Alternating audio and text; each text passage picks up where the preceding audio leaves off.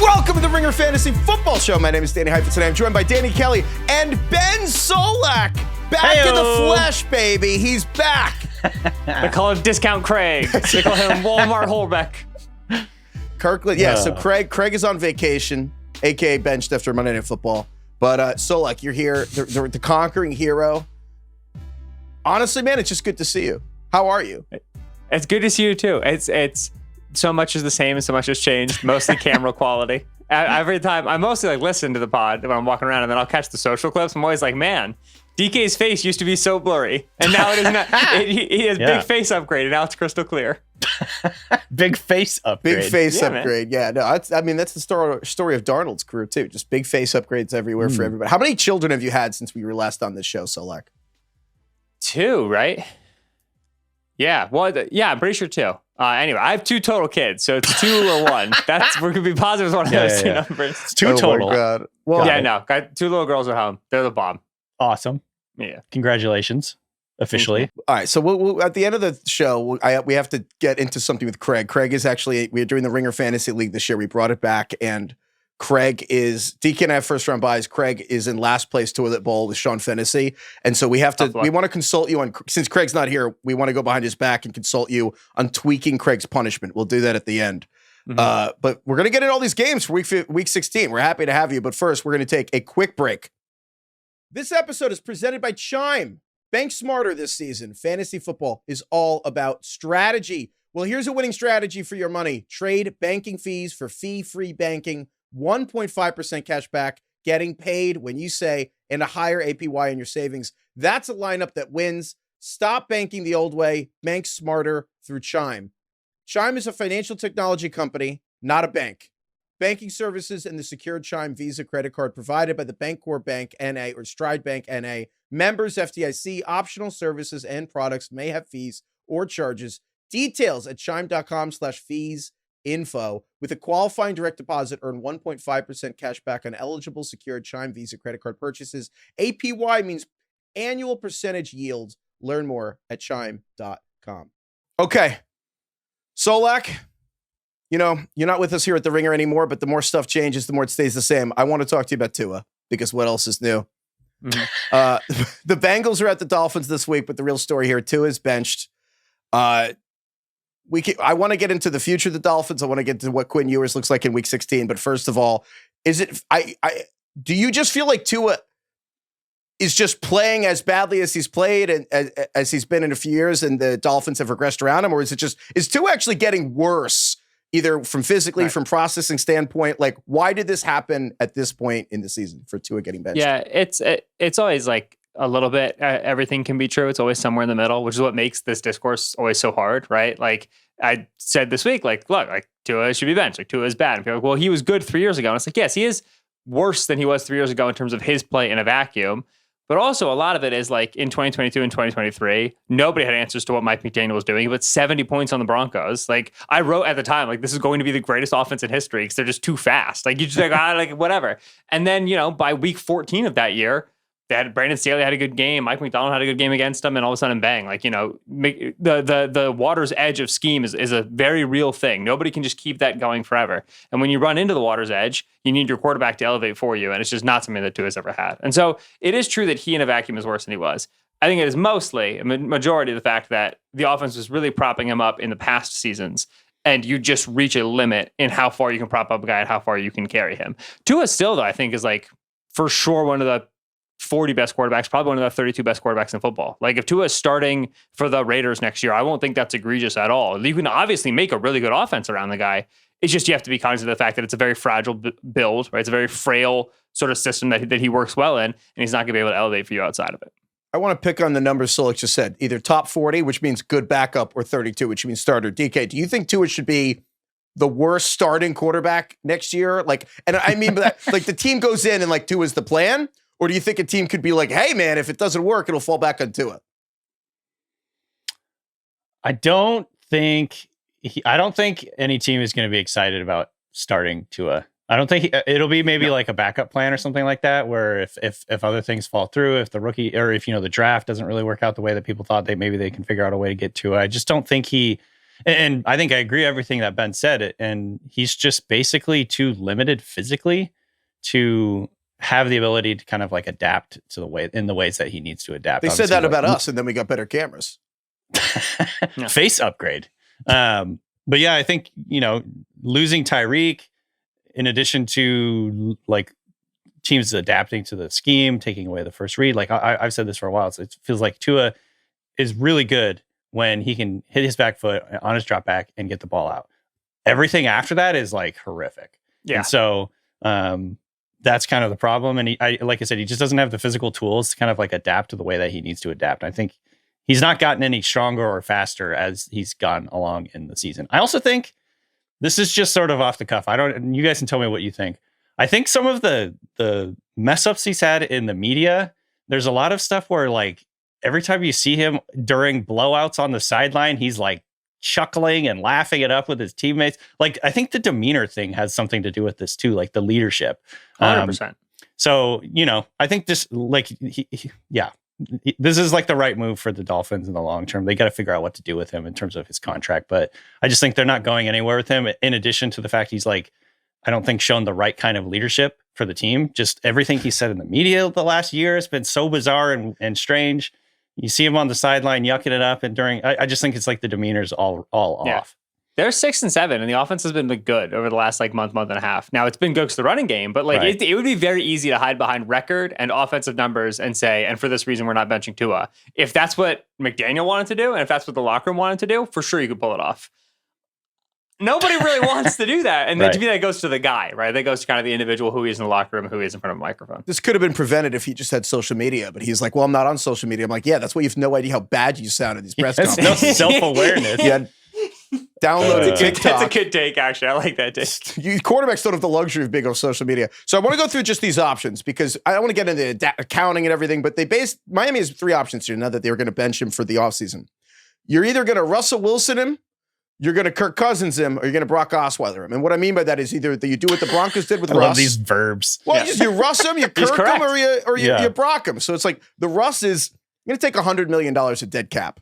And you split it in half over 2 years. You can split the numbers in creative accounting ways, not worth going into, but it's all paperwork. It's 50 one year and 50 the other. It's 60, it's 40, whatever. $100 million dead.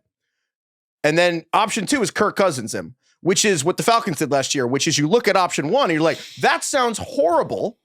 Why don't we just keep him?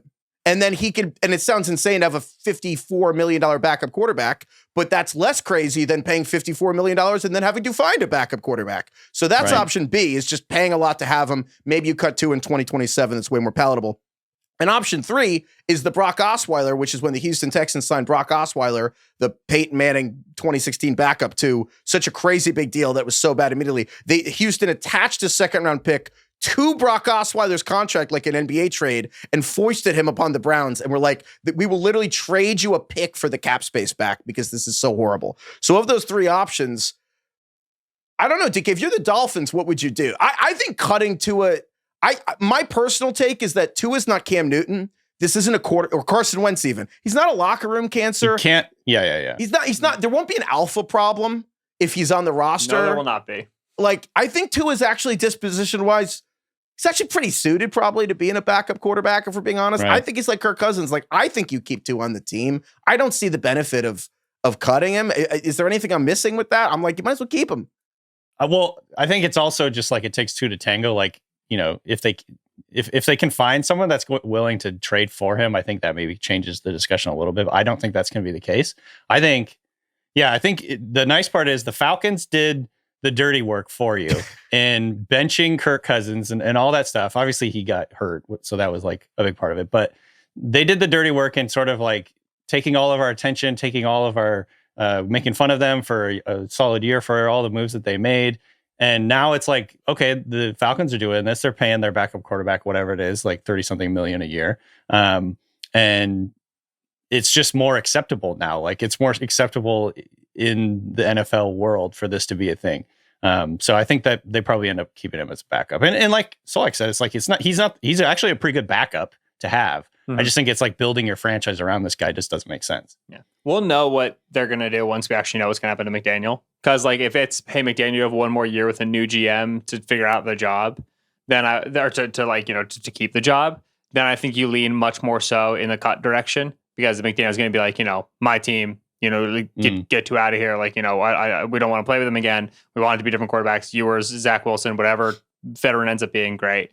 If they move on from McDaniel and it becomes like a whole team reload, then I imagine you just keep him because you're thinking about the 2027 cap and the 2028 cap, and you have a little bit more of a long-term perspective for when you want the dead cap money to hit you and not hit you. They obviously have to cut Tyreek Hill, so now they're going to take on so much dead cap in 26 if they cut both Tyreek and Tua. And then like the brocking him is like, that should always be an option. You got brocked. Yeah, it's just, will somebody be the Osweiler to that brocking, right? Well, right. If there's a team, it would be the Jets, but they're in the same division. But the Jets make the most sense to just collect more picks. But if anybody wants to take a pick off you to give you that cap space back, especially if you're keeping McDaniel and he's got one more year and you want to spend a little bit of money, then go ahead and do it. Godspeed to the Dolphins. I feel bad to Carlos, one of our producers here, who they went on a 5-game winning streak. We didn't talk about the Dolphins once, and then now we talk about them all the time. Sorry to Quinn Ewers. We'll just see how he plays on Sunday. We can get to that then. I mean, I think fit. I'm so excited. I can't wait. I'm really pumped. Wait, I'm sensing sarcasm. I love when these day 3 rookies have to start, because then for the next 4 months, when you and I, DK, are doing our draft stuff, and people are like, well, what do you think about Diego Pavia from Vanderbilt coming out of the Senior Bowl? I'll be like, look at this Quinn Ewers start. Look at these Brady Cook starts. Like, do you understand why it's ridiculous that I have to talk about this? It's so, what's funny? ESPN or someone during the Heisman, I guess it must have been ESPN, because before the Heisman ceremony, they posted all the pictures of all the nominees from the last 10 years.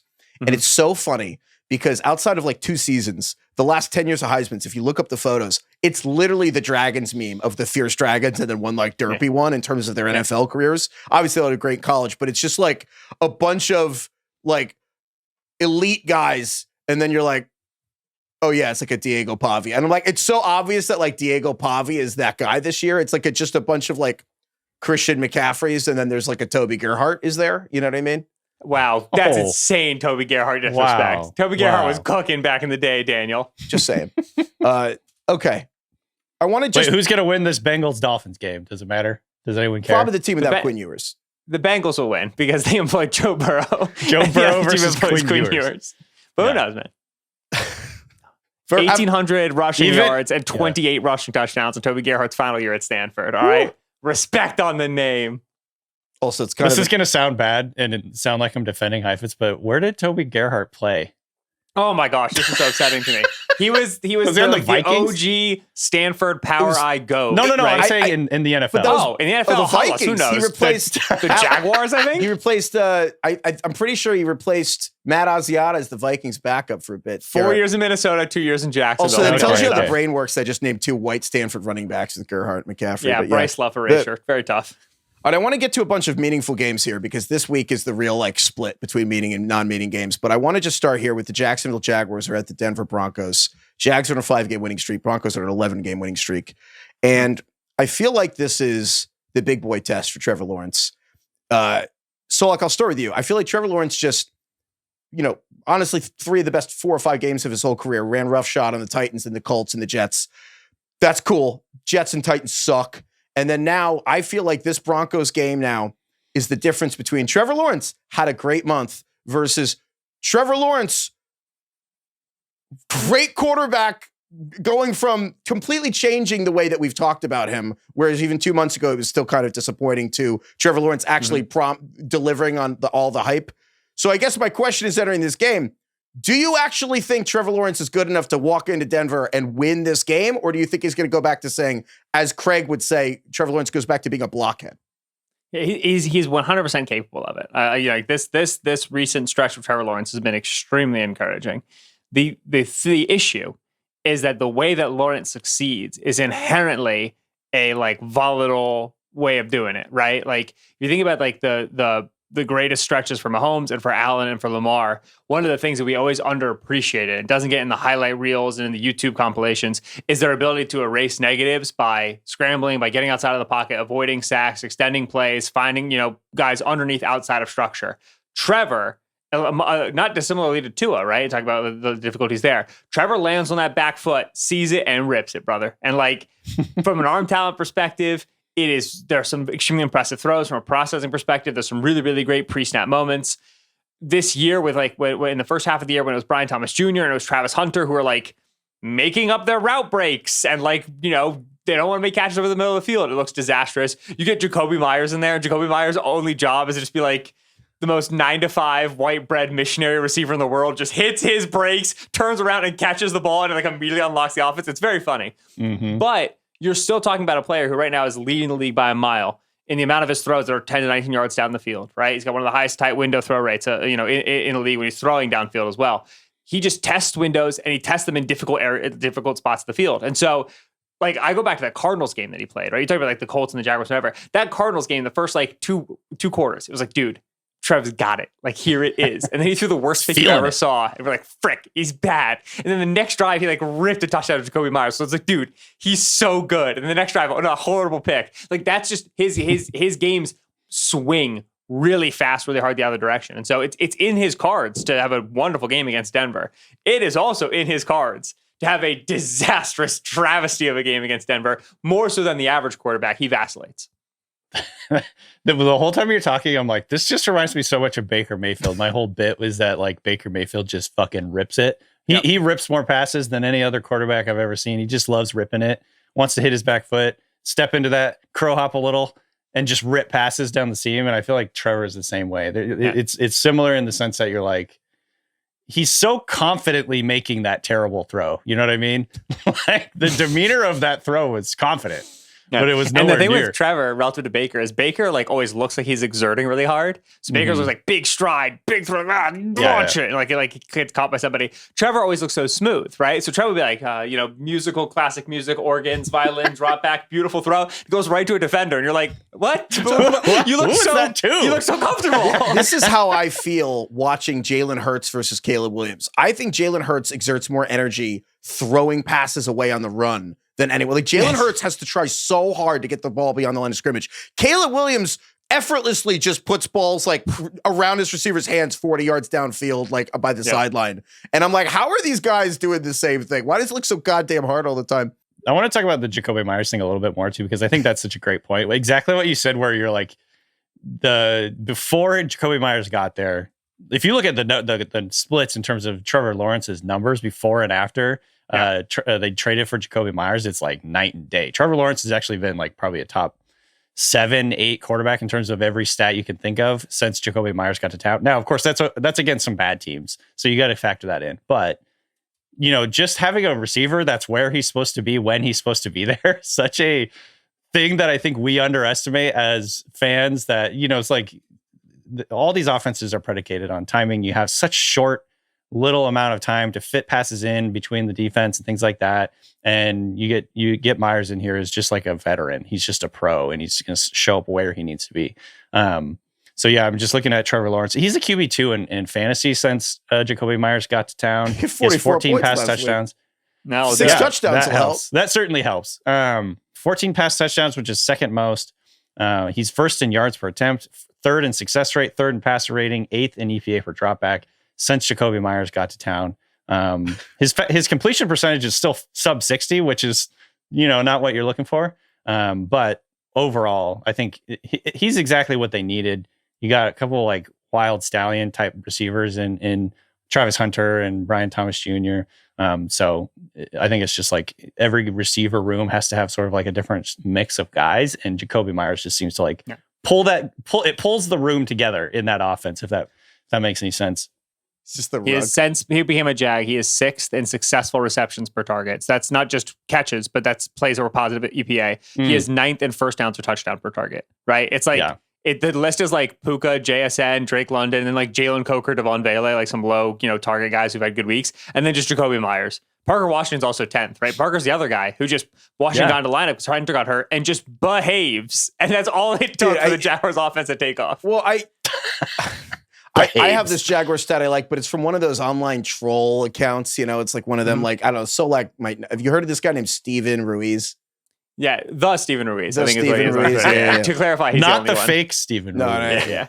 No, Steven had an amazing stat this week that I'm paraphrasing, but basically Trevor Lawrence's EPA per dropback with Jacoby Myers on the field would lead the entire league, and it's better than Drake May or Stafford. And then Trevor Lawrence's EPA per dropback when Jacoby Myers is not on the field is the same as Russell Wilson's this season. Jacoby Myers is both simultaneously proof that like on-off splits are terrible in the NFL. We shouldn't use them, and then also proof that he's the greatest player in the world. Exactly. Right? Who knows which one's true? So MVP, maybe MVP Jacoby Myers. Yeah, that's God. I wish I thought of that. That's good. Okay, the next game I want to get to here. So the Packers are playing at the Bears on Saturday, and they played again 13 days ago. So the last 18 games these teams have played where the Packers are trying to win, the Bears are 1-17 in their last 18. So I know they almost beat, and obviously they almost beat the Packers when they almost played. Caleb Williams threw the interception on the last play of the game. You can argue about it. If you'd thrown it earlier, maybe it was a time, whatever. It could have been a touchdown, could have been a pick. But I mean, this game, the Packers have since, in the last 13 days, lost Micah Parsons to a torn ACL under the radar, but Evan Williams, their safety, has been playing well. Also sprained his MCL on the same play, which was funny because he was like, I looked up and there was like one trader and he's like, where is everybody? And like everyone was attending to Micah Parsons. Why aren't they as worried about me? They tossed him a water bottle. And he was like, what the hell, guys? Rub some dirt on it, son. Hierarchy, man. And then Zach Tom, the right tackle, also has a knee issue that he made worse last week. So he looks like he might not play. And then Josh Jacobs and Christian Watson, running back receiver, look like they'll like play, but going to suit up less than 100%. I don't know, DK, like who do you think is better right now, the Bears or the Packers with all of these injuries? Ooh, that's a good question. I think I probably still lean the Packers a little bit, but I mean, I do kind of lean the Bears in this game. Yeah, it just feels. What was the record of the last how many games these guys have played? The Bears are 1-17. They got to fucking win at some point, right? They're due, yeah. They got to pull one off. I never know how that works. It's like they're due, right? Or maybe they just can never actually beat this team. I don't know. It is going to be really interesting to see how different the Packers defense is without Parsons, because he's just such like a trump card for them in terms of their ability to, especially when a team, if they're ahead late in the game, just unleash Parsons when you know the opposing team is passing, and especially a team like the Bears where they're sort of built their foundation of their offense on the run game. And if they're forced to pass a lot in the end of the game, a lot can happen. Like I like Caleb Williams. I think Caleb Williams is trending in the right direction, but a lot can happen with that guy. He's just kind of all over the place. So I think that certainly hurts them a lot. And I think it's going to affect kind of like the game script. I think the Bears have a better chance of kind of like sticking with it and maybe even playing from a lead late in the game. So I kind of lean the Bears in this game, but I do think if I was forced to pick, gun to my head, I think the Packers are still a better team. Man, I like it. If we do like the whole scheme nerd thing, like Micah Parsons, he was double teamed so much, he got protections to go his way. Like he was integral to the scheme. The second most important Packers defensive player to the scheme might be Evan Williams, because Williams is like their extra fitter from depth. He's the guy who comes down as the box safety and is the additional guy. And he's unbelievable against the run. He's so good. Like I think the Bears might throw the ball 13 times and run it 45 and just win this game just because they never punt. Right, every single drive gets across the 50. Every single drive gets across the 40. They give her every single fourth down because they just moving the Packers offline. Right, there's no Devontae Wyatt. Also, key defensive player has been lost for weeks now since the Lions game. He's got season-ending IR. Like I think Packers season is chalked. Like I really do. Like maybe they beat the Bears this week, but like in the NFC with these injuries, I can't get there on the defense. If like Zach Tom and Evan Williams come back, you think it's cooked? It's just because of Parsons or because of the amount? I think defensively, I think it's like omega chalked. Offensively, okay, Tom back, Christian Watson avoided major injury, great. Josh Jacobs, can they go flamethrower mode for four games in a row and win in the NFC playoffs? Like probably, but also we have how many times with the Packers with Jordan Love, Matt LaFleur, we said, all right, they clearly just need to be pass happy now. They clearly need to be aggressive. It's time, and they do it for one game, and we're like, there it is, and then there's immediately back. To just pitter patter, 4 yards, run the football. Jordan Love, one bad pick. Oh my gosh, it's the middle of the third quarter. How did this happen? So yeah, because you guys sit on it. You guys, they have no interest at any point, this Packers team, in going up 21-0, which obviously that's like you can't do that automatically. But they're not coded for it, and they never have been. And so it still feels like theory to me to say this Love, his best plays, LaFleur, his best play calls, they can go on an absolute tear offensively. I don't know. Every time I find myself saying that, I find myself believing it less and less. I kind of agree with you on the offense. I believe in Love, but I think the defense. You believe in Love? I believe in Love. I do. Now Craig's gonna get FOMO because he's like we're singing without Craig on the show. Now he's gonna be upset. I think. Wait, do that again. I couldn't hear you guys. Well, I was thinking I don't remember who was the song. It's like Wolf something or other. Wolf Mother. I believe in a thing called love. Wolf, yeah. I did. Did you believe in life after love? I was doing Cher. Oh, Cher. Yeah. Yeah. Sonny and Cher. Sonny and Cher. Ringo Starr and Sonny and Cher. Yeah, Comedy Live. Oh, God. The Packers, I have to say, I mean, I'm not doing this to be contrarian. I do think the most hipster take you could come up with this week is that Evan Williams is going to affect missing the game would affect it more than Parsons. But I do kind of think the Packers defense will be way more okay than people think without Parsons. I'm not trying to diminish how good he's been, but I just think that the Packers are probably more suited to continue existing without him than people think. They did have a plan on defense until I forget what day was traded, August 29th, August 30th. Right. I don't know. I feel like the linebackers are so good in the run game. It's still going to be hard to go horizontal. You're right. I still think the combination of losing Evan Williams, filling the run, and then also just everything that they're doing in the back end and mix up coverages, which I think the coordinator, Jeff Hafley, has been doing a good job mixing up things at the right time. So I think when I see stats like this, which is like Micah Parsons has been double teamed by offensive linemen at the highest rate in the NFL, triple teamed at the highest rate. I'm like, okay, that's a little scary, but I kind of just think it'll be fine. No impact, but more fine than people think. I think this is a classic. People will be surprised when the Packers defense, I think it's a classic. A week later, you're like, that's weird. I think they can get away with it for a week. Yes. I think Hafley comes out, right? They do a ton of simulated pressure. Look at how cool these designs are. Everybody's breaking out. Film Twitter's breaking it down on the next day. But if they lose in the NFC playoffs, I would be stunned if the first thing out of everybody's mouth is the Packers team pressure rate of 9 is the worst the defense has had in the NFC playoffs since 1943. It's just they just don't have the horses besides after Parsons to actually get after guys. Okay, so that's Packers Bears. Was there anything else you want to talk about that? DK? I lean Bears. It is worth noting Rome, Odunze, and Luther Burden both already out for that game, right? And so it's going to be DJ Moore and Olamide Zaccheaus as the receivers. Devin Duvernay is the third guy. And so, again, it's going to be 3 tight ends on the field. It's going to be nasty, nasty boy formations. They're going to run the ball. I'm excited to see it. For fantasy purposes, too, I think it's important because what you said. So, the Colson Loveland super, you can super play him. And then I actually think if you're desperate, because I think a lot of people are more desperate than I've seen actually at receiver this week because of all the receiver injuries.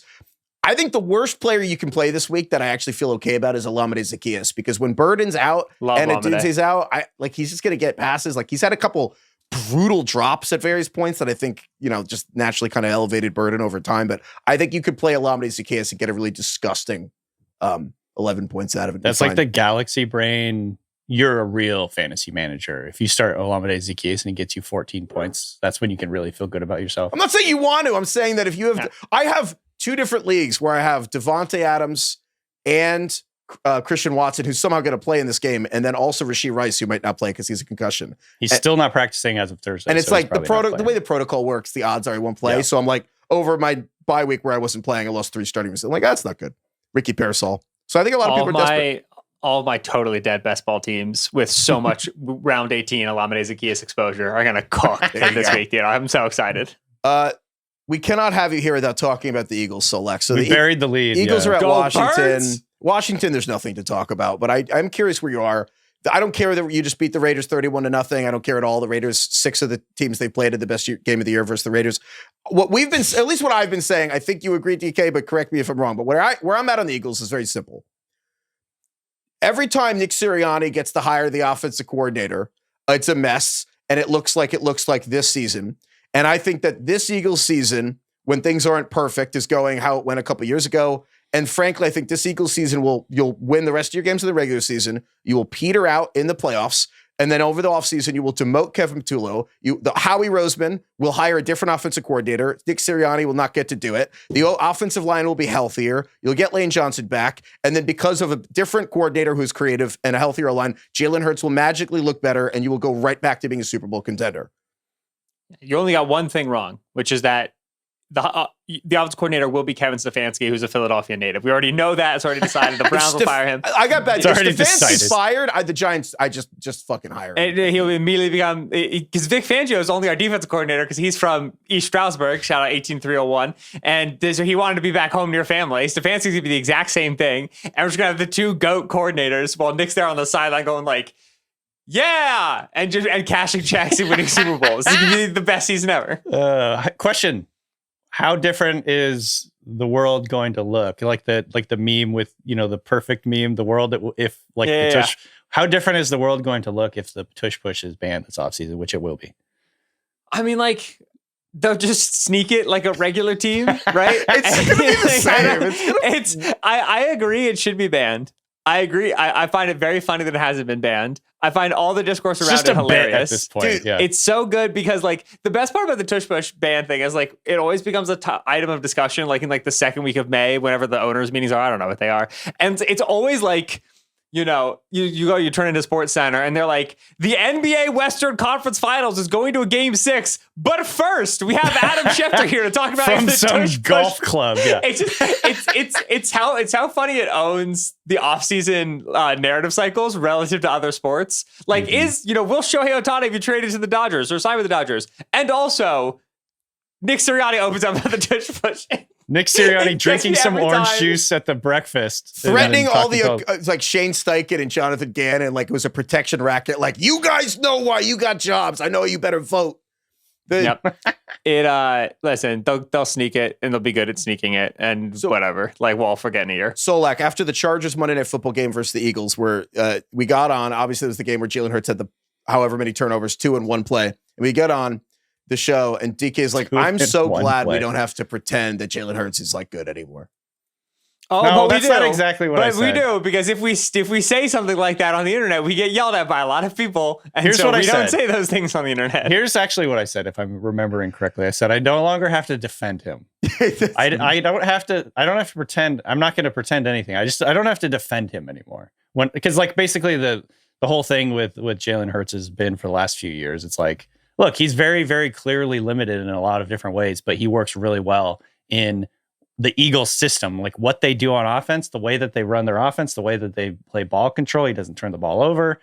All that stuff is like just a perma caveat. I have to express that caveat every time I talk about Jalen Hurts, even though like most of the time I'm just like super frustrated watching what I'm watching with him. Yep. Now I'm just not going to do that anymore, because he turned the ball over 5 times and lost me my fantasy matchup. I just think Jalen Hurts is what we thought Tim Tebow would be. Honestly, I just feel like, and what I mean by that is all Jalen Hurts has ever done in his entire career from college on is play with the most busy winning. Yeah, play with the most stacked rosters imaginable and win at every level. Like it's all he's done his entire life. And espouse platitudes. And espouse platitudes. Yes. And it's like, you want to argue it's with the results. You're like, well, what if someone else? And it's like, okay, but all he's done is win and succeed in every possible thing. Also, his rosters have been comically good. And it just becomes like this weird meta argument.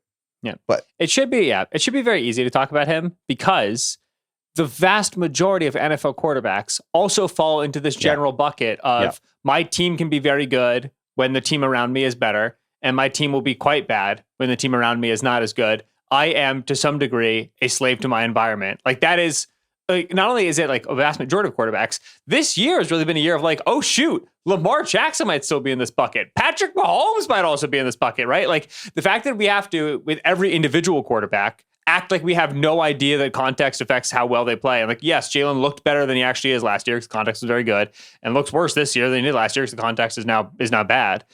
The fact that we have to pretend like that's a riddle, despite the fact that every single quarterback's life in the league tells us that that's the case, is very funny. Because it's all just like, to protect ourselves, from angry fan bases mostly. But this is not a Broncos conversation. Oh, good segue. Well, we already talked about that. I'm gonna make you do it then. Talk about Bo Nix. We were all negative on Bo Nix. Me probably the most, because I just called him Boomer I called Bo. him Boomer Bo, which maybe slanted. What is your actual take on Bo Nix, Solak? Yeah, Bo Nix is like a fine rookie starting quarterback. Been my take from the jump, right? Like, when we did the draft process, I didn't mind a Bo Nix at all. Like, I didn't think that he was going to be the 12th overall pick. I thought that was a dramatic overdraft. But like, as far as like, okay, the quarterback 6, one of the better quarterback 6 we've seen in terms of every draft class. And yeah, you can get starting caliber play out of the guy.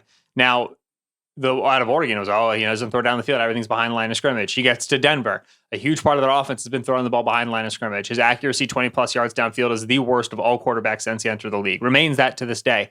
There are games in which he connects on 3 go balls, i.e. this Packers game, and you get a Cortland Sutton touchdown, you get a Cortland Sutton 4th and conversion, they win the game. There's also games where he misses them egregiously, right? And sometimes Denver still wins those because Their defense is really good and their special teams is quite good and yada, yada, yada. Again, everything we said about context. So Bo's not bad at all. And having Bo as a rookie contract starter is a great spot to be in as a team, evidently, right? They are extending everybody, right? You saw Malcolm Roach just got a deal from them, right? Like Wattenberg, right? The center, like they have so much money because they have a rookie starter at quarterback who is consistent and reliable, in part because he was Boomer Bo. He's an older player. When we get to contract time, they go do the same thing the Dolphins did with Tua. I think we all know how that story is going to end at some point in that second contract. But for right now, go win yourselves a Super Bowl with a rookie quarterback contract. That's how it's supposed to work. At one point in the season, and this is acknowledging that Bo's been playing really well, and obviously I echo everything Solak saying. It's like they have a chance to win the Super Bowl. Like, that's what you're going for. There was one point in the season where I was like, you can make it the story of the Broncos season is just a supercut of all the receivers diving for like way too far Bo Nix's like deep balls. Mm-hmm. Like there were so many moments in the first half of the season where like they're just laying out full extension dives for these like overthrow passes out to wide open receivers. This game he played against the Packers was without question the game of his career. And if you do that every single week, I'll start talking about you differently every single week. But this is what he's been for most of his career, has been that player with the inconsistent accuracy. And so if he's got a new level unlocked, and we see that over December and in January, now it's a different conversation. But it's one game. And nobody should change their opinion on a quarterback based off of just one game. It's kind of fun though. But no, his feet is good. I'm about to say there are a lot of people who make a lot of money by changing their opinion off a quarterback on just one game. Yeah. Bo's feet were a mess earlier in the season, and they're calming down. But it's a window to the mind. The one other game, because I know you got to go since Solak. The game we have to hit here is Monday Night Football. It's the San Francisco 49ers are at the Indianapolis Colts, and I want to hit this game for one reason and one reason only. It's because something was bothering me this week, and I figured it out this week, which is I was trying to remember after all these supercuts were going around of when Phillip Rivers is cursing. He's like, "Gosh dang it!" And he's like really getting after people, but he won't curse. And I realized. It reminded me of you. That's very meaningful. I appreciate that. Someone who's like actually pretty good at talking trash, but like doesn't curse. So it's actually like way better trash talk when someone runs circles around it's you. Like, wait, what do I do with this? It's very disarming. Yeah. And so I wanted to either off the cuff or I will literally send you things. Can you just do a Phillip Rivers cursing impression, like screaming at a defensive lineman? Oh, he had something. Oh my gosh. There was something he said in the mic'd up this week that was so funny, and I was like, I have to add this to my lexicon, and I can't remember what it was. I'll find the mic'd up. I'll send it to you guys later. It was killing me, right? But no, it's always right. He's always like, like he'll like get like right. You get into the face of like some enormous defense tackle, like we got your boys jammed up. You're jammed up good, and you're like, that's not even an intimidating thing, but it's because he's got the drawl and like the bluster going on. You're like, yeah, man, you do got us jammed up good. Dude, they get like stopped on a third and he's like, gosh, dang it. Yep, dadgummit. Absolutely. Dadgummit is a big one. The unironic dadgummit is actually, it's unbelievable. There was a good supercut going around this week where it was from his whole career. It wasn't from just this week, but it was basically like him yelling at Ron Torbert, like a bunch of times. He's like, Ron. What down is it? Third down. And it's just like, and then there was another one that was memorable where I think he got knocked over. I want to say it was Ngakwe.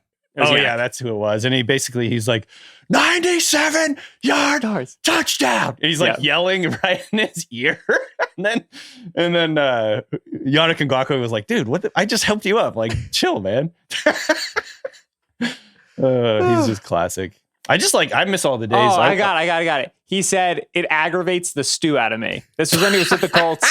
It wasn't in 25. It was when he was most recently with the Colts because like Jacoby's on there or whatever. And he was talking to his quarterback's coach. And he was like, man, it aggravates the stew out of me. And I was like, I don't know what that means, but it's provocative. All right. It gets the people going. You got to write that down. Oh, that's good. Incredible. They got to bring Jay Cutler back out of retirement. The 49ers or whoever. That's an interesting thing to say after they gotta.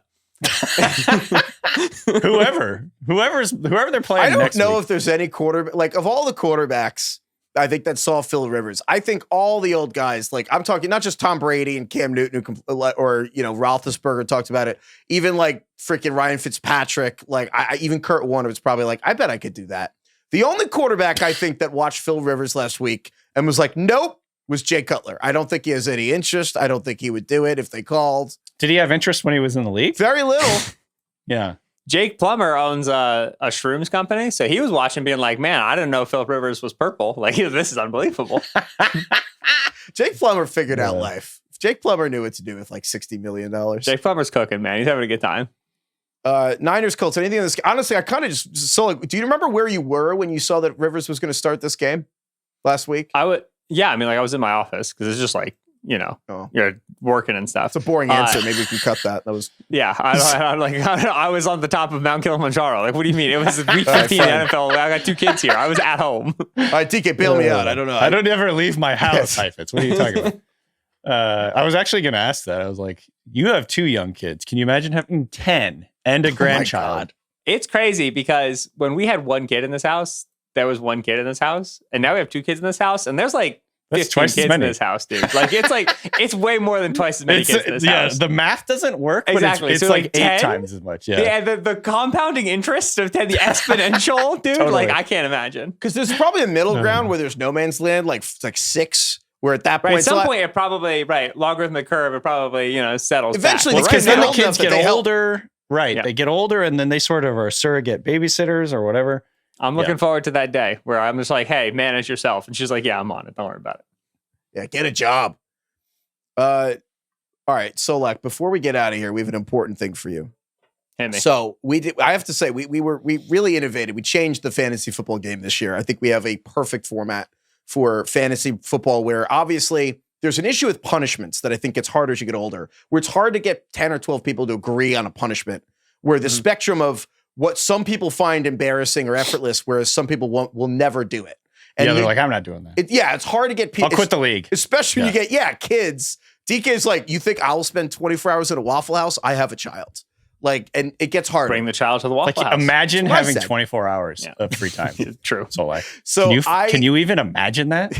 So what we decided to do this year in the Ringer League was we had everyone pick their own punishment. So it's like we had 12 punishments and you could draft them in a round of the draft. Oh, so that's really clever. So if you like some people were like, you reach in like the 11th round instead of taking like another receiver, you're like, I will just do this easy one. Right. And then it's about how much you trust yourself. Yeah. If you're not afraid, then you wait till the last round and you take shave your eyebrows like Vanilla Ice.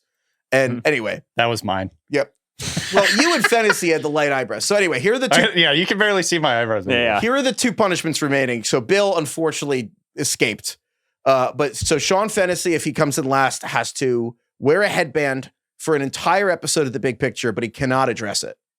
He cannot acknowledge. Who chooses the headband? We choose the headband. Big. But we're hoping he does this during Oscar season, and he's going to be like interviewing like Michael B. Jordan about Sinners, and he's going to have to just be like wearing a LeBron James Cavaliers era headband. Oh, I was thinking like full 80s Karate Kid headband. That's what I was thinking too. Yeah. We might have to do that. Several inches of thickness. Yeah. Oh my God. So, but here's the question. So Craig weaseled his way out of it. And like, because if you remember, Craig doesn't drink coffee, or he does sometimes. Craig drinks matcha.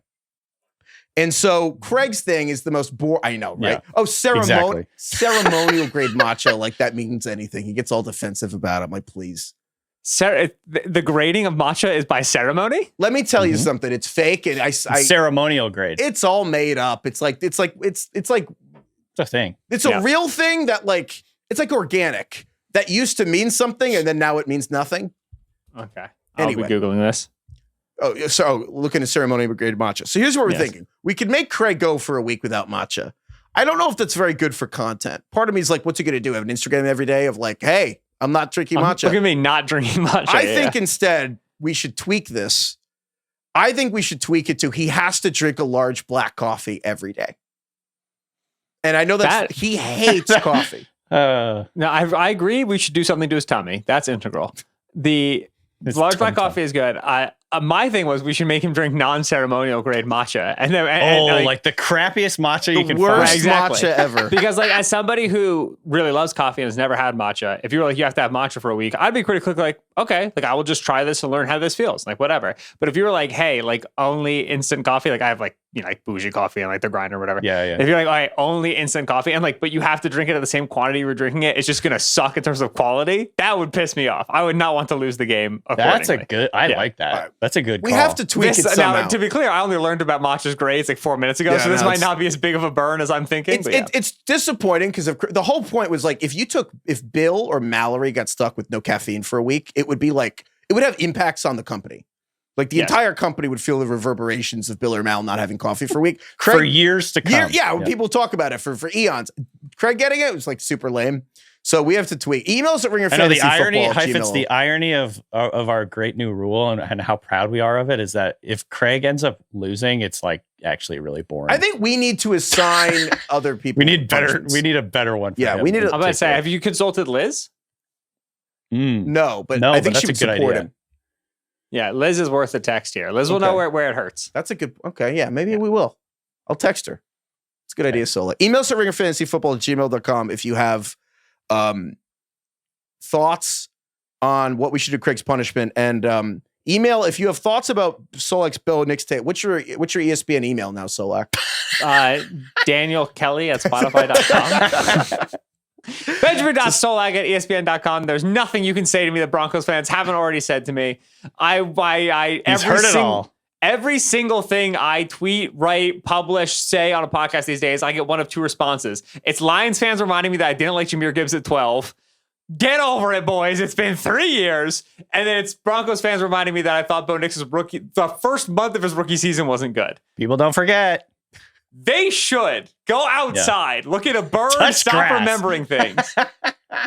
Oh, Solak, by the way, before you go, you're going to love this. My son, Calvin, we have these bird cards, index cards, and he has memorized an entire pack. I'm not kidding. It's like 200 cards of different birds, and he has them all memorized. Which birds are you showing him? You showing him good birds? I'm showing him. They're all the birds. So there's like 17 different kinds of yellow-bellied spoonbill in the building. Do you have do you have a bearded vulture? Do you have a harpy eagle? There's an American coot in there. There's it's a family-friendly show. There's a harrier, northern harrier. Harriers are cool birds. There's probably like 6 or 7 different kinds of wren, 6 or 7 different kind of thrush. He knows them all. This is excellent. I would like a video. Yeah, I'll send it to you. Lydia is obsessed with the bird feeders and seeing the birds. So if she'll be sitting in her chair and she sees the bird feeder out the window, it's in the bush. It's or she sees it through the lilac bush. And she'll be like, bird, bird, bird, bush, bush, bush. And you're like, yeah. And then the bird leaves. And then she's like, more. And it's like, homie, like I can't. Like the feeders are full. They're just not on they're here or demand. they're not. And then she gets very upset. It's just more bird, more bird, more bird. I'm like, so I have to buy birds, train them. They got to live outside and they got to live in the bush. The things we do. Oh my God. All right. So thank you for coming on. We appreciate it. I might make you send us 2 warblers and a lie or something for the Sunday episode or something. Ooh, I don't that's know, a good bunch one. of birds. But I would be honored. The tufted titmouse got to be my favorite one of all. Now, if you hear the call, Peter, that's the tufted titmouse call. Oh, that's a classic Northeast Pennsylvania bird. We love a tufted titmouse. I saw a red-breasted nuthatch the other day. I was fired up. Get out. Woo! all right. Peace, Solak. Thank you. Okay. We're going to go through the rest of these games here. There's some games here that are so disgusting, I spared Solak from them. So starting with the main meaningful game that I think is when you look at it, will look and feel and sound like a disgusting, meaningful game. But DK, the Tampa Bay Buccaneers at Carolina Panthers, which is one of the worst divisions kind of on the line games I can really remember. This is it's pretty horrific. This is the worst division in football. I think I saw somebody tweet the other day what is it? The point differential for all the different teams in all the divisions. The NFC South is like by far the worst. So this is like for some of the marbles. This is to win the division technically. The Panthers have had one of the weirdest seasons I've ever seen. In their last 2 games, they beat Matt Stafford and the Rams and then lost to Tyler Shuck and the Saints. So what are they? I don't know. And then meanwhile, I think the Buccaneers are a pretty good team that's just been really hurt all year.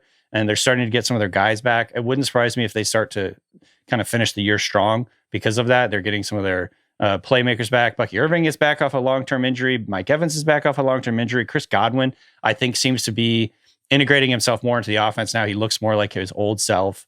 Emeka Egbuka is like a really solid number 3 at this point, like the number of snaps he's playing, all that.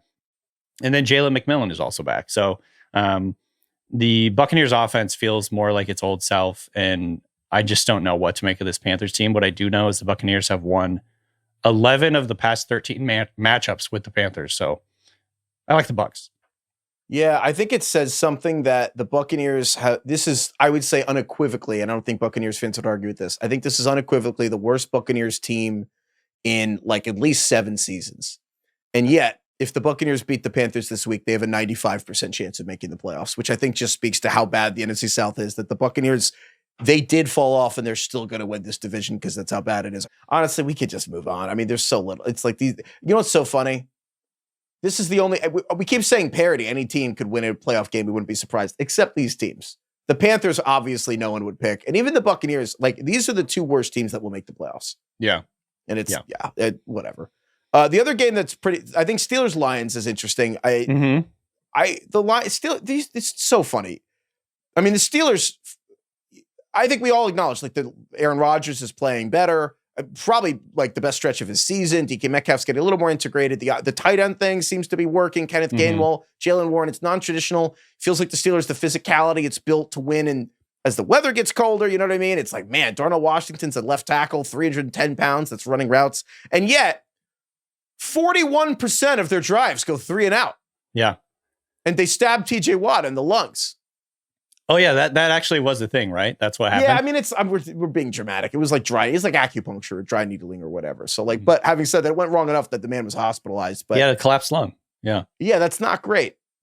So when I think about these 2 teams, I feel like they're on the complete opposite ends of the spectrum in terms of style. I know that both of the teams believe sort of like in that smash mouth balance and all that stuff, but the Lions are just like explosive plays, pure sex, pure speed. You know, everything that you think of like you want to watch an offense. And then the Steelers are so like the opposite. They're like matriculate down the field, you know, pass to the running backs and to let them pick up a few yards. You know, they're running fewer receiver routes than any other team. Their whole passing offense is basically through one receiver and then a bunch of tight ends and the running backs. It's just, to me, like stylistically, these teams couldn't be further apart. And it helps a lot, I think, that the Lions are at home in this game. Because like you said, the Steelers are built to win sort of in the snow in January when, you know, it's like terrible weather and windy and all that stuff. And the Lions are more like a finely tuned sort of sports car. But they're indoors in Detroit. I don't know. This just feels like tilted towards Detroit quite a bit. And I was going to say, I think fantasy-wise, DK Metcalf's been hard to know whether to play him. I mean, at this point, you should play Kenneth Gainwell, which is incredible. But I know. Kenneth Gainwell's like quietly been one of the best running backs the last like 3 weeks. I think Rodgers trusts him, which is like 80% of the value of 80% of what you need to be successful in an Aaron Rodgers offense is Aaron Rodgers is like, he'll be where I need him to be when I need him to be there. I like this guy. Rolling through here. I think the last game that's kind of truly interesting is the Patriots are at the Ravens on Sunday Night Football. First of all, of course, Lamar Jackson's sick again. Can we get him a flu shot? What is going on? He's worse than like a kid in daycare, man. It's crazy. He actually, at this point, it's we're years and years removed from it already being a thing. I don't know how this guy gets. He's the only quarterback that gets the flu every freaking year. It's unbelievable. The irony of him being sick again is I think Lamar looks healthier, and I know that like, the Ravens beat the Bengals 24-0, but I think the Ravens offense. I'm torn because part of me thinks they're closer to being them than they have been since week 1, where I think Derrick Henry has been really close to breaking off a couple big runs and he's getting pulled down at the end, but Keaton Mitchell has been getting big plays. Like, I'm not quite there in the passing offense, but I don't know, man. I feel like Lamar looks healthier, and I do think the running game has been better recently than it may seem on the surface. Yes, I think that's true. I think at one point in the season, maybe it was before the season, I can't remember. We were talking about how they're like the best team that I absolutely don't trust at all. And I think now Baltimore has morphed into just a team that I don't think is good, and I don't trust them either. Like, you know what I mean? Like, if you look at some of the numbers this year, I understand that they've been hurt, they've been having injuries, and Lamar's been in and out and all that stuff. But like, if you look at some of the numbers, man, they're like they're middling in a lot of it. They are 15th in DVOS, so like right in the middle, 15th on offense, 18th on defense, 10th on special teams. They're 22nd in the passing game per DVOA. 14th in points per game, 22nd in success rate, 25th in turnovers, 21st in turnover margin, 23rd in 3-and-out rate. It's hard to find stats that kind of point to a good team at this point. And I understand like that is all the caveats with, the injuries along the way. But even when Lamar's been back, they just haven't looked. What is their identity? I think like, what are they good at? I think it's a couple things. I'm hesitant to draw too many conclusions from this season when Lamar has just not been healthy. But I think I guess my short version is I think that the Ravens tried to do at guard what the Eagles succeeded at doing at tackle. Like the Eagles, Jordan Mailata, who's the the left tackle for the Eagles, is one of the best left tackles in the NFL. He's an experiment. He was like a 7th round pick or an undrafted, I forget, that had never played football. He was a rugby player. And the Eagles have the best offensive line coach, and one of the best ever, in Jeff Stoutland, who taught Jordan Mailata to play left tackle after having never played football. And it's an experiment. And that's the word. And it worked. And I think the Ravens tried to do this at guard. And they tried to do some like quirky stuff at guard. One of their guards is Andrew, I always get his name wrong, Andrew Voorhees, who is a very, very high prospect who I believe tore his Achilles at the combine. Yeah, I think that's right. They were like, oh, well, this is an opportunity. And they drafted him like, obviously plummeted in the draft. And they're like, well, we'll give him a medical redshirt year as a rookie, and then we'll play him at guard. And it's like an experiment if that would work. And then the other guard is Daniel Falale, who is the biggest guard in the history of the league. He is like 380 pounds and 6'8". And he's basically like the biggest guard that's ever played football. And they both aren't very good. And Daniel Falale is probably one of the worst guards in the entire league because he's too big and he's not that talented. But like the Ravens took 2 crazy swings where the upside on these guys was crazy high. And they both just struck out.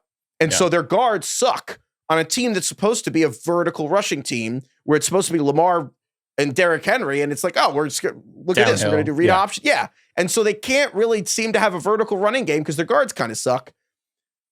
And part of me wonders if it's as simple as, well, their guards suck, and then Lamar got hurt, and then every time he got back, he got a different injury because he kept getting tackled, and then 8 of their top 11 defenders got hurt in week 1. Right. And I'm like, it's that simple.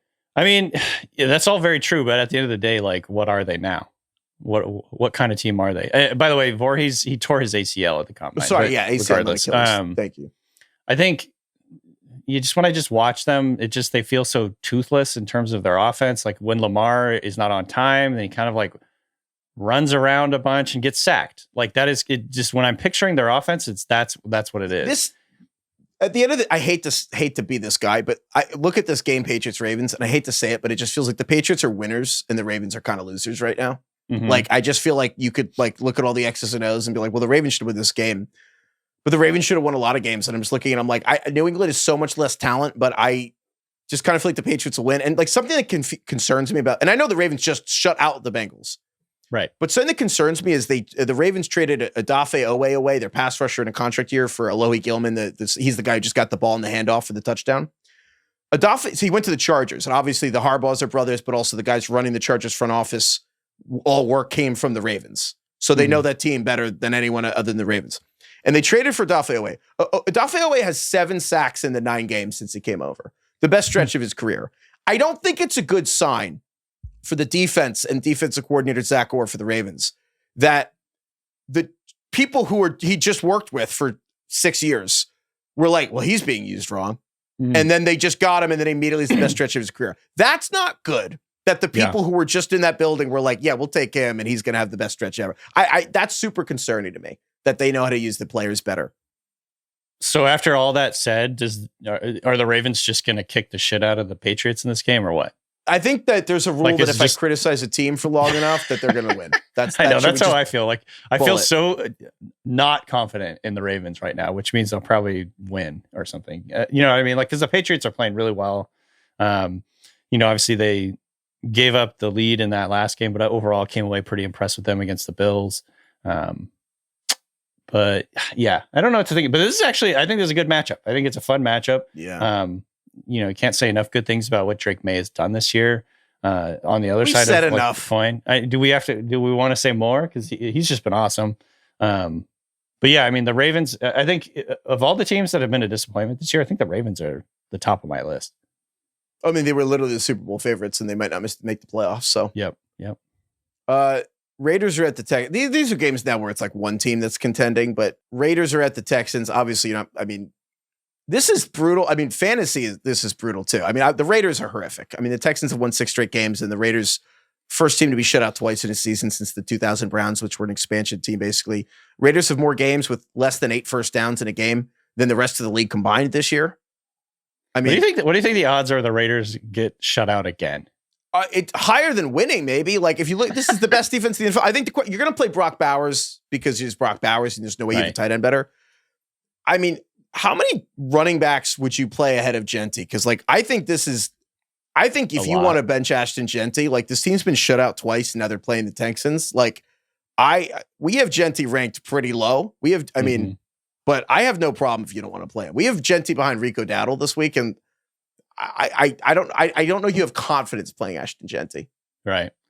I think the only problem is like, do you have anyone better? I actually have Genty, I think, in the Ringer League, and I'm like, man, I don't know what to do with him. But are you going to play him? I think I have to. I don't think I have like. Why do you have to? Right They literally have been shut out twice. I know.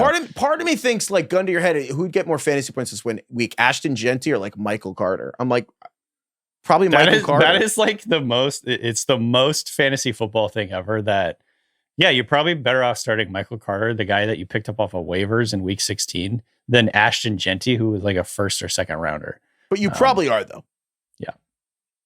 Yeah. Godspeed. I'm not saying you have. That's another, like, watch him have 3 touchdowns in this game. The Texans defense, they're second in DVOA on defense. They're first against the pass, third against the run. So they're incredibly, incredibly balanced. They're tied for third in the NFL in takeaways. They've get up the fewest yards. They just like everything they do is really good. In fact, like the only thing that's even a little bit strange about how good they are is that they're not super high in pressure rate. They're 21st in pressure rate, 26th in hurry rate, according to Pro Football Reference. But I think it's just because they're so disciplined, such a good tackling team, so good in the back end in terms of taking the ball away and covering. It's just like they're just so good from front to back on defense. They're one of the more fun defenses to watch. So yeah, this is going to be. The spread ugly. on this game is 14.5. It's going to be ugly for the Tech. Yeah, this is brutal. All right. Buffalo Bills are at the Cleveland Browns. I have nothing to say here, man. I mean, what do you need me to do? Tell you that Josh Allen's better than Shedeur Sanders? I think you play Quinshaw Judkins if you want for fantasy and Fannin, even though it's tough. I mean, yeah, Fannin for sure. Bills are good against tight ends, but you probably don't have a better option than Harold Fannin and Judkins. You should probably. He's like their number one receiver right now. He is, but I don't know what to say about this game. I mean, sorry. It would be funny if Myles Garrett broke the sack record in a game that the Bills won by like 40 points. Like they scored 50-10, but Myles Garrett sets the sack record on Josh Allen. Chargers are at Dallas. This is just the ultimate movable object versus the stoppable force. The Chargers and their 7th string tackles versus Dallas's defense that just can't stop anybody at all. This like could have been a really fun game to watch. I think if circumstances were different, but because now Dallas is out of the playoff hunt, the Chargers are just so injured. They can no longer run like a normal offense. But yeah, I mean, obviously not a lot at stake here for the Cowboys. They did come out and say they're going to play Dak Prescott for the rest of the year. I always think that's a funny thing that teams do, but yeah, there's not a lot to. Some of these games, man, are just so late in the season. You're just like, oh God. I think the Chargers one, the main one for me is that I think that you can play. I mean, Ladd McConkey, I think, is a guy that is borderline for you sometimes, but I think you can play him with confidence just because of how bad the Cowboys defense is. I would even be okay playing Keenan Allen, who has not done a ton, but I just think that the Cowboys can't cover anyone, man. And Oronde Gadsden, all these guys that have been a little disappointing from the Chargers. Kamani Vidal, like obviously you'll play O'Marion Hampton versus the Cowboys defense, but even Kamani Vidal is like, if you're desperate, better than you think just because they're playing Dallas, and I just, the defense sucks. Yeah, and if you thought those games were bad, at least those are games where a team has a dog in the hunt. But we could just speed through these because the rest of these games here. Do you remember that Ted Lasso thing where it's like he's like, Coach, like the first, he's like, Coach, don't they have relegation in America? And he's like, oh no. And they're like, so what happens to all the shit teams at the end of the season? And Ted Lasso's like, they just play out the rest of the schedule. They go through the motions and meaningless games contested in lifeless, half-empty stadiums, and everyone's pretty much fine with it. Lifeless, half-empty stadium. Half-empty stadiums. Yeah, this Chiefs-Titans, what a doozy of a game. This game, I don't want to be grotesque. I don't you feel like watching Chiefs-Titans with Gardner Minshew at quarterback and probably like no Rashee Rice? I feel like this is like a wake. Like, Yeah. I feel like I should wear a suit to watch this game. Like, I can't think of like more haunted vibes than the Chiefs trying to beat the Titans without Patrick Mahomes. God, I can't even imagine how low the Chiefs must be right now, just considering the success they've had over the last 10 years. Then you lose Patrick Mahomes, going and playing like a meaningless game in Tennessee. Dude, they literally have gone from they literally have not made the playoffs in like 12 years or 10 years or whatever to that. Chris Jones didn't even know they had been knocked out. Remember he was at the podium and he was like, are we out of the playoffs? Oh, man. And they were like, yeah. He's like, oh, yeah. Okay. It's surprising how many players aren't really aware of like the playoff scenarios. It's the worst ever was Ron Rivera for Washington. Oh, It's one thing if the coach chooses to keep the players in the dark. The coach not knowing they could have been eliminated that week is it's about as rough as you get. It's just kind of that one was bad because it kind of just is a little revealing into like the overall like how did no one tell you that? And how are you not aware of that? What environment have you built that no one told you that you could be eliminated this week? Chiefs are at the Titans. I mean, also, dude, Rashee Rice. Yeah, that's the other thing. So he's concussed. If Rashee Rice plays, you play him, obviously. But I got to tell you, man, if Rashee Rice doesn't play, I don't know if I trust anyone in the Chiefs off because, like, dude, my cousin texted me and he was like, "Do I play Ken Walker or a Chiefs running back?" And I was like, "Dude, you want me to?" I was like, Isaiah Pacheco, I don't think has had 60 yards the whole year. And I'm like, yeah, sure, it's the Titans, like they could play well, but I'm like, you want me to endorse the Chiefs running game? And I'm like, it's the Titans, but I'm like, Gardner Minshew and all these guys are like outside of Kelsey. Xavier Worthy, I don't think has had double-digit points since week 1. It's rough. It's rough out there. What do you think? How do you think this offense is going to work with Minshew? Like, who is the beneficiary of the Minshew thing? I think they're screwed because I think it was Rashee Rice. I think it was Rashee Rice was going to get all these design touches. Like people are like, oh, it's bad for Rashee, but I'm like, Rashee gets the ball a ton over the middle and like timing stuff, design routes. I'm like, without Rashee Rice, I don't know if there's I don't think anyone else practices that stuff. Kelsey's not fast enough to do it anymore. Yeah, but so I'm trying to remember back early on in the season, there was like one game where Hollywood Brown had like 16 targets. Again, this is with Patrick Mahomes at quarterback. That was when Worthy went out in the middle of the week 1. Right. And then there was like nobody left. And so Hollywood Brown, he had 17 targets, but that was immediately. And the other one is, I believe, Tyquan Thornton. He has a concussion too. This is going to be, Xavier Worthy, I guess like Juju. And I guess Kelsey and Noah Gray, they'll probably play more 2 tight end sets. But anybody you play in this game for fantasy purposes, this is so risky because it could be one of Worthy, Hollywood Brown, or Kelsey or some other rando that we don't need. Like you're saying, like Juju. I don't know who else. Like there's no good way of like predicting who's going to be targeted in this game. Exactly. It could work, but like I am not risking my season on it. Speaking of which, the Vikings are at the Giants this week. This game is pathetic. The NFC East might single-handedly revive Gardner Minshew's career because the Vikings beat Washington 31-0. Wait, did you say JJ McCarthy? Yeah.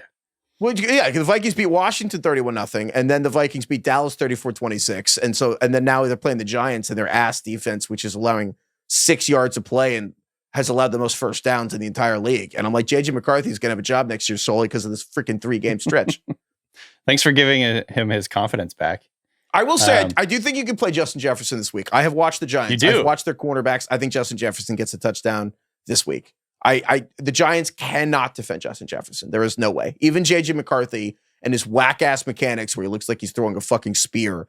Like at the end of I think he cannot miss Justin Jefferson. He does kind of look like he's throwing javelin. He looks like he's doing a javelin. Like the way he ends up, if you pause it, you're like, what was he throwing? A ball or a javelin? But he has these javelin throws up the seam to the tight ends. That's like his thing. Where are you on Jackson Dart? Like, because I think obviously the concussion thing has been the big story, but outside of that, like, how have you thought he has played when he's been on the field and not great? Well, I wish he wasn't such a freaking idiot. Like I love him. I think it was all summed up very well. So Hard Knocks does the in-season thing where they do it by divisions. And I will say they reveal more than you'd think. Obviously, it's like, touch and go. But they revealed Washington had the pregame scouting report and they had like key players up and they had Dart. And they showed what they said about the defensive coordinator for Washington said about Dart. Oh, really? And they said the scouting report was so like, of course they're talking about this. The scouting report was, this guy, we're going to treat him like a running back. He's really competitive. We'll use that against him. Dart does not go down along the sidelines. He doesn't slide. He doesn't go out of bounds. So remember, he's a runner. Hit him like a running back. We're going to make him pay. That was the coaching points. And they showed that play of him getting rocked by the Patriots. Right. And like the coaching point is hit him. And honestly, the Giants need to sit him down and show him that video and be like, your competitiveness is being used against you. Right. And if you're so competitive, you need to focus less on proving yourself on a play-to-play basis and more on winning.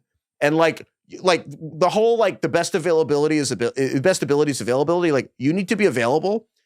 Dart has been, as you said this week, Dart has literally been to the blue tent for a concussion check 5 of the 10 games this year. Yeah. That's like, it's unacceptable. Sometimes I feel like the competitiveness word, the concept of it, sort of like the way that people think about competitiveness is such a cop out for just being dumb. Yeah, reckless. It's testosterone. If he was smart, if he was really competitive, you're competing to stay on the field. You're competing to make your team better. You like the real competitiveness would be learning how, like you're competing, you're learning how to protect yourself. Well, that's tough. Actually being competitive. It's like anything else. This is our joke, but it's like, this is why 22-year-old men have very high rates for car insurance. It's like, you are testing the limits of life and you have like this, he hasn't been stopped yet. Like he just does stuff and there's no consequences. And then when the consequences come, you're like, oh, it's too late. Like you shredded your knee or whatever. And so, I mean, Josh Allen's the perfect example of a player that like we got to see his peak without, he didn't have, but you have to adjust how you play. And Dart has to adjust how he plays. This is going to be a brutal game for the Vikings. The Vikings defense, I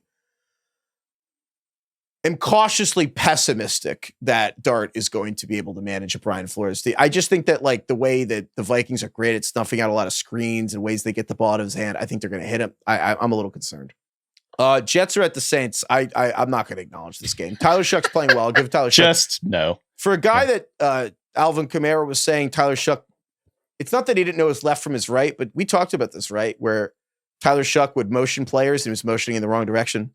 And Alvin Kamara, this is this season. I forget that. Yeah. Alvin Kamara pulls him aside and he's like, bro, you're not motioning correctly. And he's like, what do you mean? And he's like, motion me to the right. And Tyler Shuck's like, and Kamara's like, bro, that's your left hand. And Shuck's like, oh. Like he was just doing a motion signal no matter which direction. No. And Kamara's like, this is your fault when guys don't know what to do. And Shuck was like, you're right. And Kamara ends this like very revealing anecdote. And he's like, look, man, that's the kind of thing quarterbacks learn from experience. I'm like, he's 26 and he's learning left from right. Anyway, that's funny. Since I made fun of him for that, Shuck has played really well. And I have to say, I think Tyler Shuck has actually crossed the most important threshold, which is I think Shuck has played well enough that he can go into next season as the Saints quarterback and they don't need to add a quarterback. I don't think Shuck needs competition next season. I think that can be the plan for 2026. Yeah, I think it has to be based on what their cap is doing and all that. And yeah, there's no point in not trying to develop him and see where it goes. I feel like they're in a tough spot just because of the constraints with their cap and sort of just like they're in a reset year with their roster, all that stuff. But yeah, I mean, I think he certainly has played a lot better. I think the biggest and most surprising thing to me is how mobile he's been and how much he's made plays with his legs. I don't think I expected that quite as much. His out of structure stuff is the most surprising to me because when I was watching him in college, and this was not just me, I think everybody kind of noticed this. It's like he just refused to get hit. He was very Derek Carr, where if anybody's coming, if any pressure's coming, he's just chucking the ball out of bounds. He kept recovering from season-ending injuries. Yeah, that's like, I understand that's actually fair, and we just got done talking about protecting yourself when it comes to Jackson Dart. Yeah, so Jackson Dart, it's like, learn to protect yourself. That. Tyler Shuck learns to protect himself. Like, stop playing like a bitch. But there's a gray area in the middle there, I think Shuck was one of the college football leaders in throwaways, so it's like, is clearly like a strategy for him. It's like if pressure comes, I'm chucking it out of bounds as far as I can. So I think there's just a gray area somewhere in the middle, compromise. I think obviously Shuck has played a lot better than I thought, and than most second round quarterbacks would. So credit to the Saints for that. And then I think you're right. They go into next year with him as kind of their starter and see where it goes from there. But yeah, Falcons-Cardinals. I have nothing to say about Arizona. You're playing Michael Wilson. You're playing Jacoby Brissett. I think you could play Michael Carter at running back. I think the question, Kyle Pitts. Yeah. You're playing Kyle Pitts, right? I mean, you're playing Trey McBride and George Kittle over him, and I think that's literally it. Absolutely. Do you think Kyle Pitts is the reason people win their matchups this week or lose? It'd be really funny if he had no catches. That would be the if funniest history thing is ever. our guide, you know the answer to that. However, it just depends on what Drake London does. Drake London is back at practice. He's been limited, I believe. If Drake London plays, my confidence in Kyle Pitts is severely, severely diminished. I got to tell you, I don't think it makes a huge difference to me because I think Drake London's tough because I'm really dubious that Drake London's going to come back and just be himself. I'm torn. But he had a PCL injury in his knee and that stability in your knee. And it's like Ricky Pearsall had a PCL injury. Why is he trying to rush back? I don't know. Guys are competitive. They want to get in the field. Drake London's like 24. Yeah. They don't know. But like Ricky Pearsall had a PCL. He's like, he came back. He had a good week last week. And then I think he tweaked it again. Like Brock Bowers tried playing through the PCL injury and it wasted 2 months of his season, basically. So we'll see. The Falcons, like, you don't know. I don't think Drake London is I don't think he's an automatic start, but I have Drake London as like a top 24 receiver. Like a good example is I would play Drake London over Zay Flowers, but I don't think you necessarily have to play Drake London. I would neither discourage you from playing him if you have him, but if you have other options that are doing well and you're like, do I play him? I don't think you have to either. I think that I would actually be very curious to see like the reports in Sunday morning about how confident he is, like because he might be he might be fully go, he might be in a snap count, and then frankly be kind of like a decoy. I don't know. I'm curious, but it's hard. It's hard to tell people to bench a big name coming off an injury like that. But I'd be surprised if he was just an absolute physical dominant marvel. Yeah, like the way he was winning before, just fucking mossing having 3 touchdowns in a game, just all contested catches. I don't know. But you play couplets. God. All right. We have to do the Ringer 107 now without Craig. So today's Ringer 107 is brought to you by FanDuel. R.I.P. to Craig. So Craig actually took a day off for once in his life. So Craig. Good for Craig. I know. So here are the games that Craig likes. He sent us 4. He likes the Pats getting 3 points versus the Ravens. The Niners winning over the Colts by a touchdown and the Bears getting a point from the Packers. Okay, I like that. Let's go one by one. So he liked the Patriots.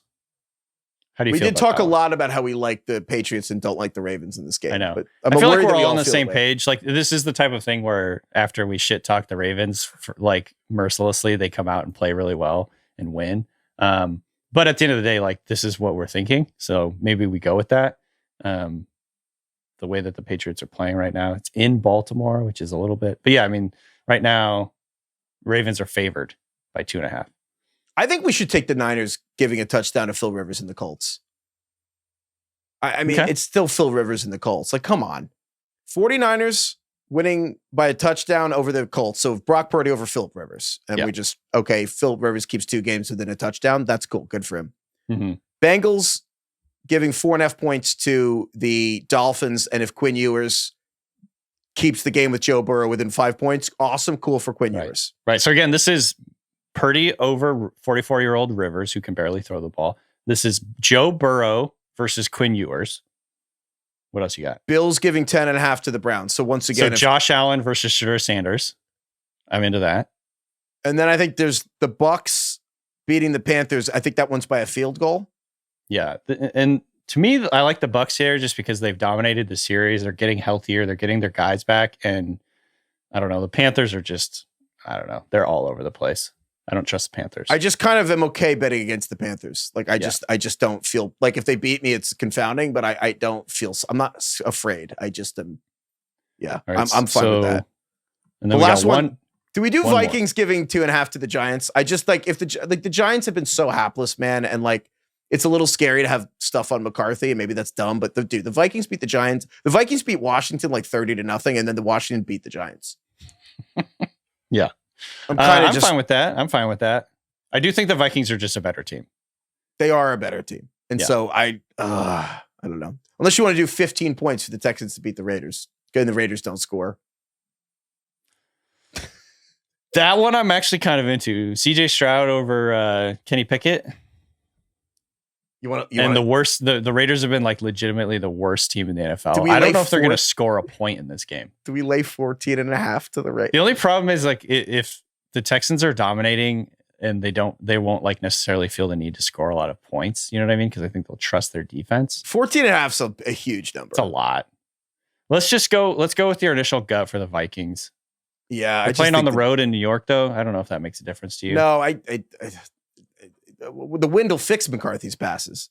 It's going to be off target. It'll slow them down. Yeah, they'll die down and they'll fall right into Justin Jefferson's the javelin throws. My God. Okay, so we'll do Niners, Bengals, Bills, Bucs, and Vikings. Once again, just all favorites. Did we get any of the ones that Craig likes? Yeah, we have the Niners. He likes the Bengals. Yeah, you like the Niners. Okay. We have the Niners. I think he'll respect these. All right. And we're in first place for now. Ringer 107, baby. Yeah. Today's Ringer 107 is brought to you by FanDuel Odds, subject to change. Is there anything we want to do while Craig's not here? Anything you've been dying to do that Craig's vetoed? Dancing on the table. It's like the teacher's out of town. No, man. I feel like we are already changing his punishment. That's true. Unilaterally against him. I know it's not unilateral, but whatever. Email us at ringerfantasyfootball@gmail.com if you have a good tweak to Craig's punishment. We can't change it wholesale, but I think that if it's close enough. Gotta make it harder than just not having he's not going to drink matcha. I'm like, come on. You got to make I don't know. We got to tweak it a little. Email us at ringerfantasyfootball@gmail.com. Email us. If you're on Sunday during the show, email us during the awards. Join our Discord. We have a Discord that's really fun. The invite link is in the episode description. Join the Discord. It's really fun.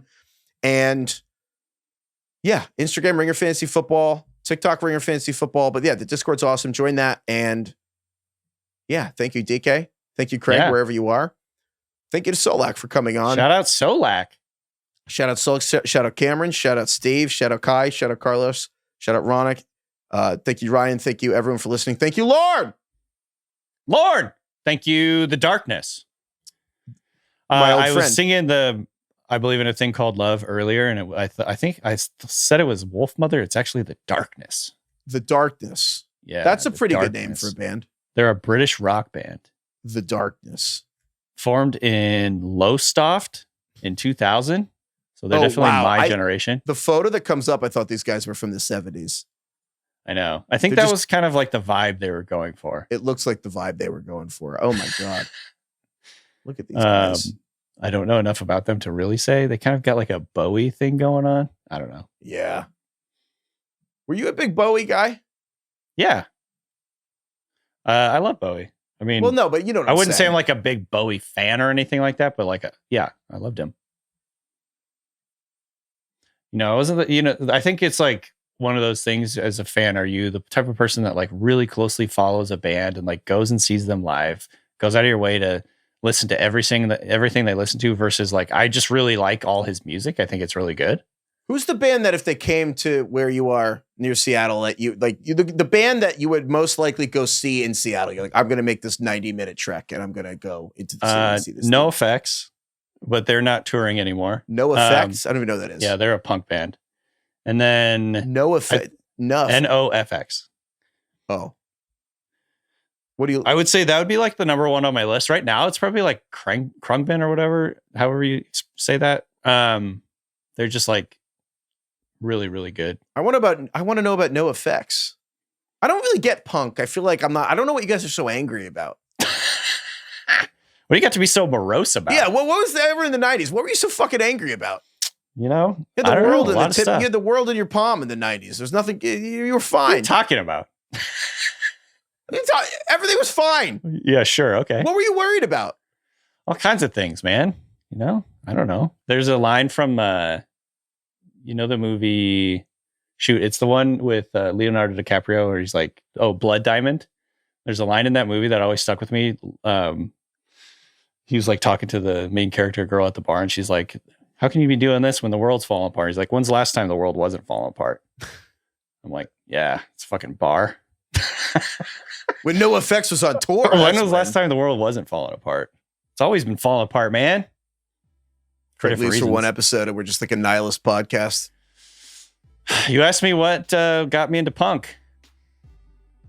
Honestly, I just like the music. I wasn't like that angsty, to be honest, as a kid. Well, yeah, I mean, we're gonna get nuked, so what's the problem? That's where your nihilism originates from. Yeah. All right, goodbye, everyone.